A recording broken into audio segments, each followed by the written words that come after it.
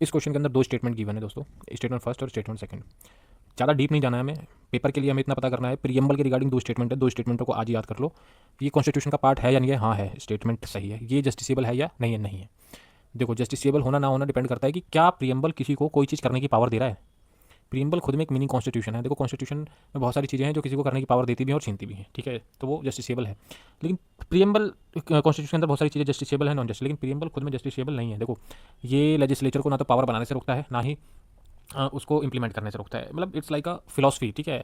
Fundamental values हैं इसके अंदर, हमारे राइट्स हैं, क्या क्या चीज़ें जो हमारे फाउंडिंग फादर्स थे उनके दिमाग की उपज है कि इसको, ये एक्सट्रीम इंपॉर्टेंस और जो हमारे देश के लिए बहुत ज़रूरी है, वो सारी चीज़ें इसके अंदर इंप्लीमेंटेड हैं, ठीक है। तो ये एक फिलोसफिकल थॉट है इसके अंदर, ठीक है। तो ये जस्टिसेबल नहीं है, ठीक है, इसको बस आप याद रखो कि जस्टिसेबल नहीं है। बोलने को तो बहुत कुछ है इसके बारे में, छोटा मोटा बात नहीं है, क्योंकि ये खुद में एक कॉन्स्टिट्यूशन है, इसके अंदर सारी चीज़ें समाई हुई हैं। दूसरा कि प्रीएम्बल कॉन्स्टिट्यूशन का पार्ट है, हाँ है, प्रीएम्बल कॉन्स्टिट्यूशन का पार्ट है। देखो 1973 में केशवनंद भारती केस में, और 1995 में एलआईसी ऑफ इंडिया केस। 1995 में एलआईसी ऑफ इंडिया केस और 1973 में केशवनंद भारती केस, इन दोनों में सुप्रीम कोर्ट ने ये बोला है कि प्रीएम्बल जो है वो कॉन्स्टिट्यूशन का पार्ट है। क्योंकि देखो, कॉन्स्टिट्यूशन में अमेंडमेंट होता है, उसी तरीके से प्रीएम्बल में भी अमेंडमेंट होते हैं। इसे चेंज नहीं कर सकते हम कभी भी, ठीक है। इसमें चेंजेस नहीं हो सकते कभी भी। हाँ, इसमें अमेंडमेंट्स हो सकते हैं, समझ रहे हो।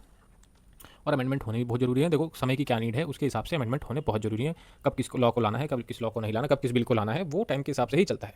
अब जैसे कि हमें पता चल गया इन दो स्टेटमेंटों में कि स्टेटमेंट फर्स्ट जो है वो गलत है, स्टेटमेंट फर्स्ट जो है वो सही है। Both statement this and this are correct, नहीं गलत। Both statement this and this are correct, ये भी गलत। स्टेटमेंट फर्स्ट इज करेक्ट, हाँ सही बात है। स्टेटमेंट सेकंड इज इनकरेक्ट, नहीं, स्टेटमेंट सेकंड जो है वो सही है, तो ये भी गलत।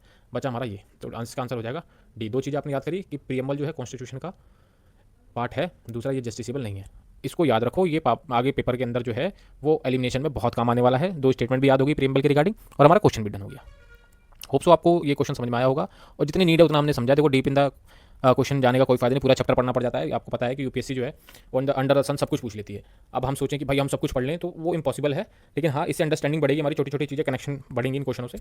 तो इन क्वेश्चनों को आप कंटिन्यू करें एक के बाद एक क्वेश्चन को, क्योंकि आगे चल के क्या पता प्रीएम्बल के रिगार्डिंग क्या अगली स्टेटमेंट आ जाए, दो ये जिससे ये दो स्टेटमेंट जो है वो उनको सॉल्व करने में बहुत ईजी रखे। तो आपको ऐसे ये स्टेटमेंट याद करते जाने हैं, ठीक है। आगे और क्वेश्चनों के लिए चैनल को फॉलो कर लें, ठीक है, और हमारे इंस्टाग्राम पेज को फॉलो करें, ताकि डे बाय डे हम डेली कुछ ना कुछ क्वेश्चन आएंगे। अभी पॉलिटी चल रहा है, फिर हम जियोग्राफी लेके आएंगे, इन्वायरमेंट लेके आएंगे, हिस्ट्री लेके आएंगे, इकोनॉमी लेके आएंगे, सारे क्वेश्चंस लेके आएंगे जो डायरेक्ट पॉइंट टू पॉइंट होंगे, ठीक है। ज़्यादा ये नहीं कि ये भी पढ़ो वो भी पढ़ो, नहीं, अभी नीड ये है कि क्वेश्चन सॉल्व करने हैं बस। Consider the following statement regarding the finance commission. पहला स्टेटमेंट है, it is a quasi judicial body constituted by the president every 6th year.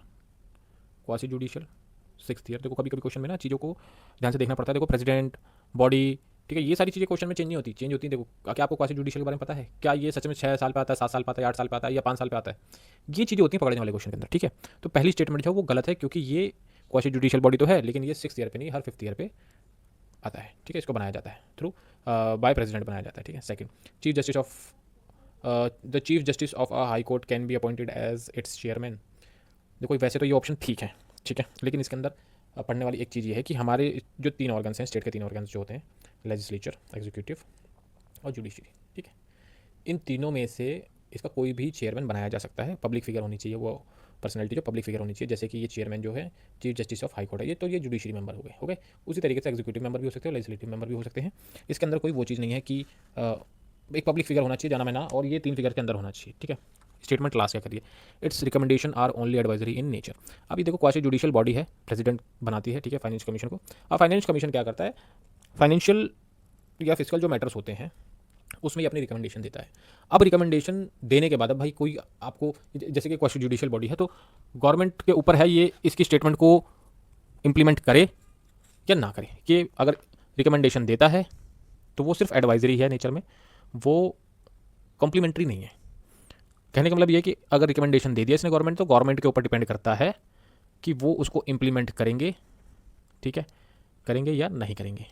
तो ये भी ऑप्शन ठीक है। अब जैसे कि इसमें दे रखा, how many of the statement given above are correct. देखो, 2 स्टेटमेंट इसके अंदर करेक्ट है। अब जैसे कि इन क्वेश्चनों में क्या होता है ना, only 1, only 2, only 3, no doubt ये क्वेश्चन थोड़े डिफिकल्ट भी है लेकिन ईजी भी है। अगर आपने थोड़ा सा गैस कर लिया तो आप बता दोगे कि हाँ, ये क्वेश्चन में ओनली 2 है, ओनली 3। लेकिन इसमें सबसे बड़ा है कि इन क्वेश्चनों का ये है कि आपको जितनी भी स्टेटमेंट गिवन होंगी उन सबके बारे में पता होना चाहिए, और यही नॉलेज को एनहेंस करती है। इतना बड़ा गेम है कि इसके अंदर क्या एलिमिनेशन लगाओगे, only one, only two, only three के लिए, तो इससे पेपर के अंदर थोड़ी डिफिकल्टी बढ़ जाती है। लेकिन यहाँ पे आपने एक चीज़ समझी कि फाइनेंस कमीशन प्रेसिडेंट बनाता है, प्रेसिडेंट द्वारा 5 साल में बनाया जाता है, क्वासी जुडिशियल है, इसके रिकमेंडेशंस जो हैं वो एडवाइजरी हैं, ठीक है, और लेजिस्लेटिव, एग्जीक्यूटिव, जुडिशरी में से कोई भी इसका चेयरमैन हो सकता है। ये सीखा और इसको याद कर लो, बस यही तो पेपर में इंप्लीमेंट करनी है नॉलेज, हमें बस याद करना है, बस इसको याद रखो। आगे पता नहीं कितने क्वेश्चनों में यही 3 अगर स्टेटमेंट आपको याद रही तो क्या पता कोई एक ऐसी स्टेटमेंट आ जाए किसी क्वेश्चन में जो बोलो कि नहीं ये तो इसकी स्टेटमेंट नहीं किसी और की स्टेटमेंट है, और वही काम आ जाएगी आपको। तो यही तो एलिमिनेशन टेक्निक यूज़ करनी है, यही तो अपने को अपनी पढ़ाई यूज़ करनी है, ठीक है। तो ये क्वेश्चन जो है वो है करंट अफेयर से, ठीक है। अभी हमने जो दो क्वेश्चन देखे हैं वो स्टैटिक से था, ये करंट अफेयर से था। कल वाली वीडियो में भी मैंने 2 आपको करंट अफेयर के क्वेश्चन सॉल्व कराए थे और 2 स्टैटिक क्वेश्चन सॉल्व कराए थे। आज भी हम 2 या 3 स्टैटिक और 2-3 हम करंट क्वेश्चन सॉल्व करेंगे, ठीक है। क्वेश्चन बोल रहा है recently in the United State of America significant surge in the norovirus cases have been reported. The norovirus spread through, अब ये एक वायरस है, ठीक है, इसके बारे में पहले मैं आपको बता दूँ इसमें दिक्कत और इशू क्या आती है। नोरो वायरस को हम स्टमक फ्लू या स्टमक बग भी बोलते हैं। इसके अंदर थोड़ा गैस्ट्रिक या हमारा इंटेस्टाइन जो है वो थोड़ा सूज जाता है, ठीक है, उसमें थोड़ी दिक्कत परेशानी हमें फील होती है, गैस्ट्रिक सा फील होता है, और इसको ठीक होने में 1 या 2 या 3 दिन लग सकते हैं, मतलब 1 से 3 दिन के बीच में इसको ठीक होने में टाइम लगता है, ठीक है। अब ये कैसे फैलता है, देखो ये क्वेश्चन ऐसा है कि इसके अंदर हमें दिमाग नहीं लगाना, इसके बारे में हमें जितना ज़्यादा पता होगा उतनी अच्छी चीज़ है। लेकिन अभी क्वेश्चन सॉल्व कर रहे हो तो बस क्वेश्चन पे दिमाग लगाओ, क्या ये 3 ऑप्शन ठीक है। पहला है कंजप्शन ऑफ कंटेमिनेटेड फूड और वाटर। देखो पेट में या स्टमक में कोई भी दिक्कत होती है तो ये ऑप्शन सबसे पहले आता है, ठीक है, और ऐसा होता है तो यूजुअली पेटों में दर्द होता ही होता है लोगों के, ठीक है। फीसल ओरल रूट, ऑब्वियस सी बात है, ये भी ठीक है। Coming in direct contact with the infected person like shaking hand, ये भी ठीक है। देखो ये जो वायरस वाली जो चीज़ें होती है ना, ये कुछ ऐसी कॉमन चीज़ें होती हैं जो इन्हीं के थ्रू ही फैलती है, ठीक है।